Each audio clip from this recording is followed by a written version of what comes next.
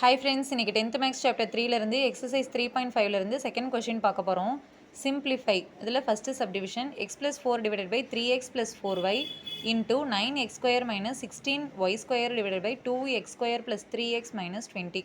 இதுக்கான சொல்யூஷன் பார்க்கலாம். இதை நம்ம சிம்பிளிஃபை பண்ணணும். ஃபஸ்ட்டு இந்த 9x ஸ்கொயர் மைனஸ் 16y ஸ்கொயரை வந்து சிம்பிளிஃபை பண்ணி எழுதிக்கலாம். இந்த 9x ஸ்கொயருன்றது வந்து 3x தி ஹோல் ஸ்கொயர்னு எழுதலாமா, மைனஸ் 16y ஸ்கொயர்ன்றது வந்து 4y தி ஹோல் ஸ்கொயர்னு எழுதிக்கலாம். இப்போ இதை பாருங்கள், ஏ ஸ்கொயர் மைனஸ் பி ஸ்கொயர் ஃபார்முலாவில் இருக்குது. ஸோ ஏ ப்ளஸ் பி இன்ட்டு ஏ மைனஸ் பின்னு இதை எழுதிக்கலாம். இங்கே ஏக்கு பதிலாக 3x, பிக்கு பதிலாக 4y. So 3x plus 4y into 3x minus 4y. அடுத்தது இந்த கீழே இருக்க டேர்மை சிம்பிளிஃபை பண்ணலாம். 2x square plus 3x minus 20 இருக்குது. இதை வந்து நம்ம ஃப்ராக்ஷன் பண்ண முடியாது. ஸோ அதனால் நம்ம இந்த மாதிரி எழுதிக்கலாம். 2x ஸ்கொயர் ப்ளஸ் இந்த 3xை 8x மைனஸ் 5xன்னு எழுதிக்கலாம், மைனஸ் 20.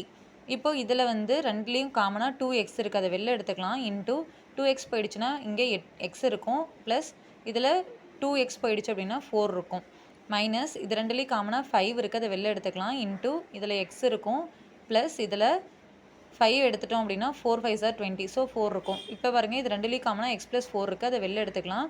மீதி இருக்கிறத எழுதிக்கலாம். 2x minus 5 into x plus 4.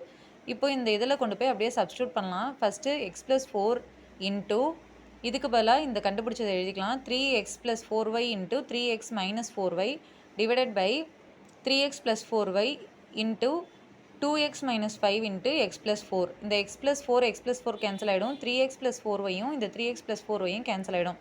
So நம்மளுக்கு பேலன்ஸ் கிடைக்கிறது 3x minus 4y divided by 2x minus 5. Okay friends, இந்த வீடியோ உங்களுக்கு யூஸ்ஃபுல்லாக இருந்தால் என்னோட சேனலை மறக்காமல் லைக் பண்ணுங்கள், ஷேர் பண்ணுங்கள், சப்ஸ்கிரைப் பண்ணுங்கள். Thank you friends.